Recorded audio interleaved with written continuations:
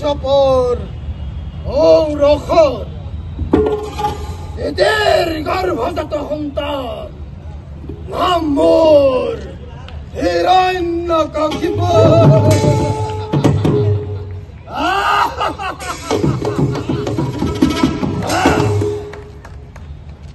আমাৰ বধ আমাৰ আত্মভিল এই হিৰণ্য। ভাৰতৰ বিখ্যাত গায়িকা আৰু সংগীত নাটক একাডেমী বঁটা প্ৰাপক তথা পদ্মশ্ৰী ডক্টৰ মালিনী আগষ্টিৰ তত্বাৱধানত সোণচিৰিয়া অনুষ্ঠানৰ দ্বাৰা আয়োজিত দেশজ শীৰ্ষক লোকনৃত্য সংগীত ৰাষ্ট্ৰীয় মহোৎসৱত 22 নৱেম্বৰৰ নিশা আন্তঃৰাষ্ট্ৰীয় পৰ্যায়ৰ নাট পৰিচালক লখিমপুৰৰ ফুলবাৰীৰ দয়ালকৃষ্ণ নাথৰ তত্বাৱধানত ঢকুৱাখনা নৱৰুণ সাংস্কৃতিক মঞ্চৰ শিল্পীসকলৰ দ্বাৰা নৃসিংহ অৱতাৰ হিৰণ্যকশিপুৰ বধ শীৰ্ষক এখনি নাট প্ৰদৰ্শন কৰা হয়। এই নাটখনিত মুখ্য বায়ন হিচাপে অংশগ্ৰহণ কৰে ঢকুৱাখনাৰ যুৱ সংবাদ কৰ্মী প্ৰতাপ দত্তই। উত্তৰ প্ৰদেশৰ লক্ষ্ণৌত প্ৰদৰ্শন কৰা এই নাট ভাগি চাই মন্ত্ৰমুগ্ধ হাজাৰ হাজাৰ ৰাইজ। অসমীয়া ভাওনা চাই প্ৰশংসাৰে পঞ্চমুখ ডক্টৰ মালিনী আগষ্টি।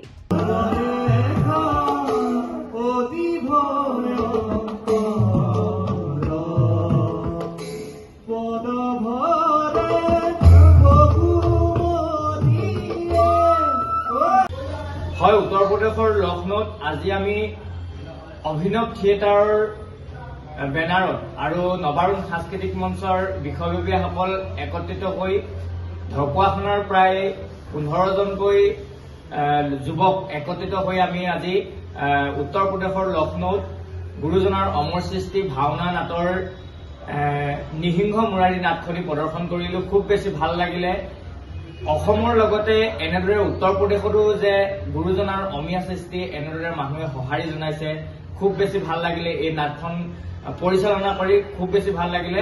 এই চেগতে উত্তৰ প্ৰদেশৰ সকলোকে ধন্যবাদ জ্ঞাপন কৰিছো আৰু ধন্যবাদ জ্ঞাপন কৰিছো ইয়াৰ বিষয়ববীয়াসকলক যিসকলে আমাক উত্তৰ প্ৰদেশলৈ নিমন্ত্ৰণ কৰি আমাক এই ভাওনাখন প্ৰদৰ্শন কৰালে।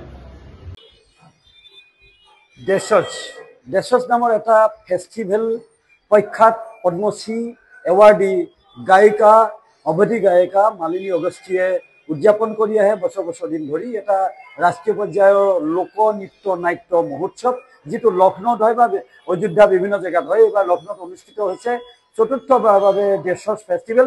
এই ফেষ্টিভেললৈ সুখৰ খবৰ যে লখিমপুৰৰ ঢকুৱাখনাৰ এটি ভাওনাৰ দলে ইয়াত আহি ভাওনা প্ৰদৰ্শন কৰিছে। ভাওনা প্ৰদৰ্শন মানে নাটকীয় ৰূপে ষ্টেজত ভাওনা প্ৰদৰ্শন কৰিছে। কম সময়ৰ ভিতৰত হিৰণ্যকশিপুৰ বধ খুব সুন্দৰভাৱে অনুষ্ঠিত হৈছে অভিনৱ থিয়েটাৰৰ বেনাৰত। আৰু আমি ইয়াত উপস্থিত থাকিলোঁ। আমি থাকি এই অনুষ্ঠানটোত যি ভাওনা প্ৰদৰ্শনৰ ৰাইজৰ সমৰ্থন দেখি পেলাই আপ্লুত হৈছোঁ। আচলতে আমাৰ সংস্কৃতি, আমাৰ পৰিচয়, আমাৰ হিন্দু সংস্কৃতি, বিশেষকৈ শংকৰদেৱে যি ভাওনাৰ সৃষ্টি কৰিলে বা যি মধুৰস দিবলৈ এক সুবিধা দি দিলে, এই সুবিধা আমি গ্ৰহণ কৰি আমি বেলেগক সেই মধুৰস প্ৰদান কৰি পাই আমি আনন্দিত হৈছোঁ। যিহেতু আজি লক্ষ্ণৌবাসী হাতৰ তালিৰে কৰ তালিৰে মুখৰিত কৰি গৈছে গোটেই অনুষ্ঠানটি খুব সুন্দৰভাৱে হৈ গৈছে। আমি সকলোকে ধন্যবাদ জ্ঞাপন কৰিছোঁ। মনত ৰাখিব, আমাৰ সংস্কৃতি, অসমৰ সংস্কৃতি ভাৰতবৰ্ষৰ বিভিন্ন জেগাত অনেক প্ৰিয়। লখিমপুৰৰ পৰা ৰাহানুদ্দিন আহমেদৰ ৰিপৰ্ট, অসম আদিত্য। NKS হুণ্ডাইলৈ স্বাগতম। নৰ্থ ইষ্টৰ প্ৰথম GDSI 2.0 ফিচাৰ্ছ ডিলাৰ হৈছে NKS হুণ্ডাই। অত্যাধুনিক সা সুবিধাৰে তৈয়াৰী মষ্ট আপডেটেড হুণ্ডাই ডিলাৰ এতিয়া ডিব্ৰুগড়ত। আমাৰ NKS হুণ্ডাই ডিলাৰত open sales consulted room, customer ৰুমৰ লগতে পুৰণি গাড়ীৰ এক্সচেঞ্জ ফেচিলিটিও ৰখা হৈছে।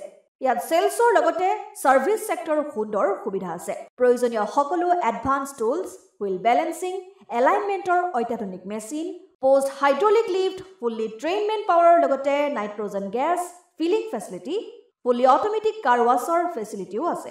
লগতে NKS হুণ্ডাই ডিলাৰে কাষ্টমাৰসকলৰ সুবিধাৰ্থে মোবাইল ছাৰ্ভিচ ভেনৰো ব্যৱস্থা ৰাখিছে, য'ত হাইড্ৰলিক লিফ্ট, ৱাছিং facility, wheel balancing, tyre pressure check কৰাৰ লগতে বহুখিনি সুবিধাই উপলব্ধ আছে। NKS হুণ্ডাইলৈ আহক আৰু সুবিধাসমূহ গ্ৰহণ কৰক।